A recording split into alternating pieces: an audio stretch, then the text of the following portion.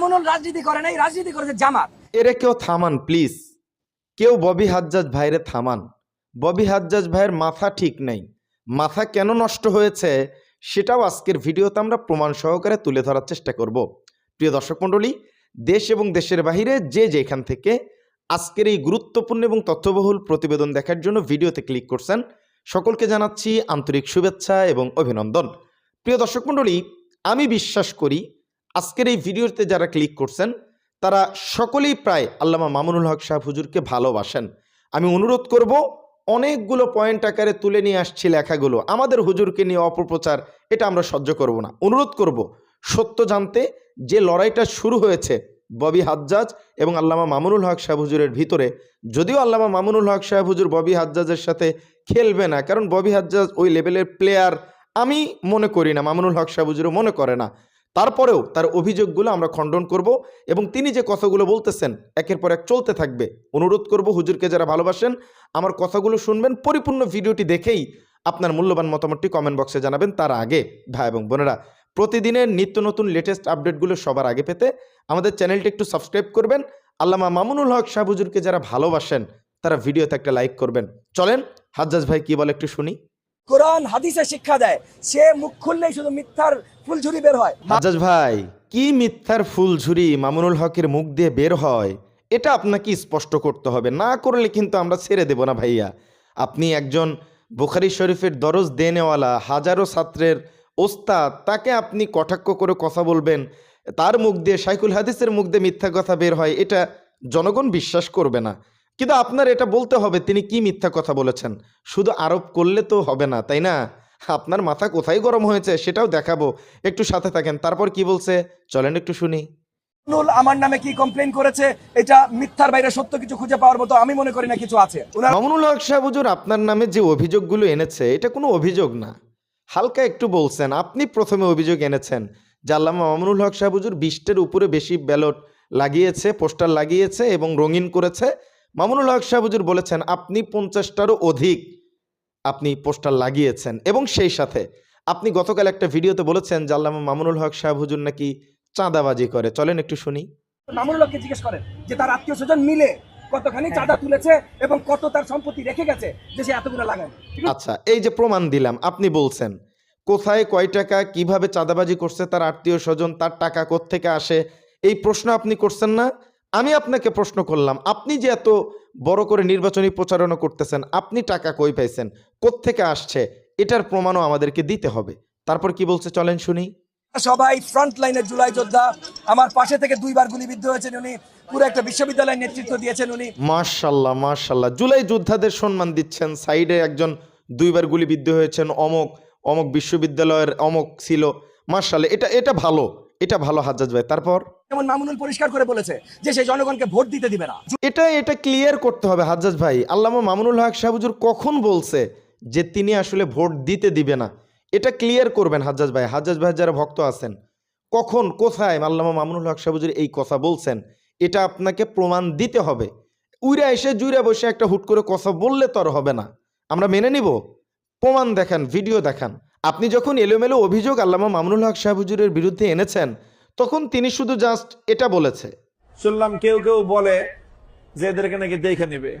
মনে রাখো, কেউ যদি এরকম চিন্তা করে থাকো, মোহাম্মদপুরে মামুনুল হক ভাড়াটিয়া থাকে না। আমার একটা পোলাপানের গায়ের উপরে হাত দেওয়া তো দূরের কথা, এদের দিকে যদি কেউ চোখ বড় করে তাকানোর চেষ্টা করে সেই চোখ আমরা উপরে ফেলবো। এই কথা শুনেই আপনি মোটামুটি কাঁপতেছেন।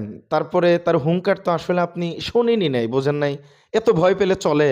তারপর আমি বুঝতে পারছি ভাই, মামুনুল তো কখনো রাজনীতি করেনি। আহা হা হা হাজ্জাজ ভাই, আল্লামা মামুনুল হক সাহেব হুজুর কখনো রাজনীতি করে নাই, তাইলে আপা এতদিন তারে জেলে ভরে রাখছিল কেন? আপনারা তো কোনোদিন জেলে যাইতে দেখলাম না। মামুনুল হক হুজুর রাজনীতি করে নাই, ইতিহাসটা পড়েন, এক কাজ করবেন, আল্লামা মামুনুল হক সাহেবের উপরে পিএইচডি করা যাবে, আপনি তার উপরে পিএইচডি করবেন। আর না করতে পারলে অন্তত তার সম্পর্কে একটু জেনে কথা বলবেন, না জেনে আবল তাবল বকেন কেন? হাজ্জাজ ভাই আপনি তো একজন শিক্ষিত মানুষ। এইবার আসেন হাজ্জাজ ভাইয়ের মাথাটা কোথায় নষ্ট হয়েছে, এবার মূল জায়গায় একটু হাত দেই। হ্যাঁ চলেন আমরা একটু হাজ্জাজ ভাইয়ের মূল জায়গায় গুতা দিয়ে চলে আসি। ঢাকা ১৩ আসনে প্রতিপক্ষ ববি হাজ্জাজের সঙ্গে তার হাড্ডাহাড্ডি লড়াই হওয়ার কথা শোনা গেলেও সময়ের আলোর মাঠ পর্যায়ের পর্যবেক্ষণ বলছে ভিন্ন কথা।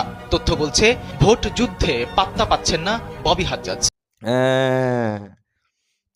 এটাই সমস্যা হাজ্জাজ ভাই, এইটাই মূলত সমস্যা, আর কোনো সমস্যা আমি দেখতে পাচ্ছি না। হাজ্জাজ ভাই প্লিজ, জনসমর্থন পাচ্ছেন না, কষ্ট হচ্ছে।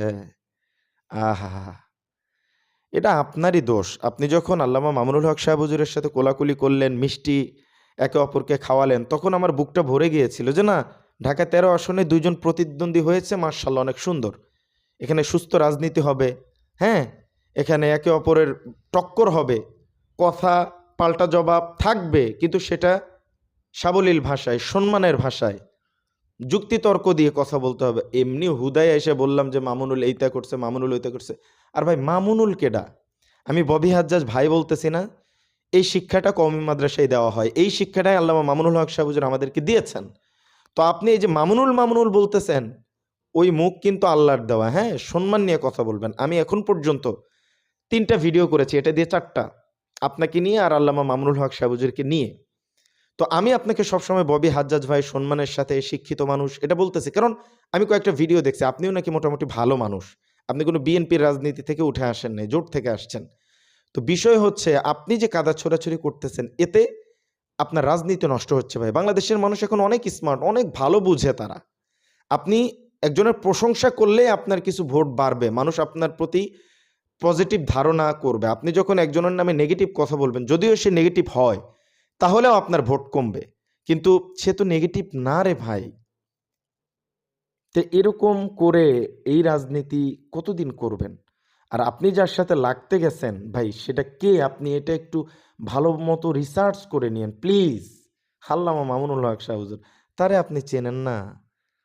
আপার সাথে খেলার খেলোয়াড় তিনি। তো আপনি ভাই কোত্থেকে উড়ে এসে জুড়ে বৈশা হুজুরের সাথে খেলতে আসছেন, এটা দুঃখজনক। এটা আপনাকে পস্তাবে ভাই।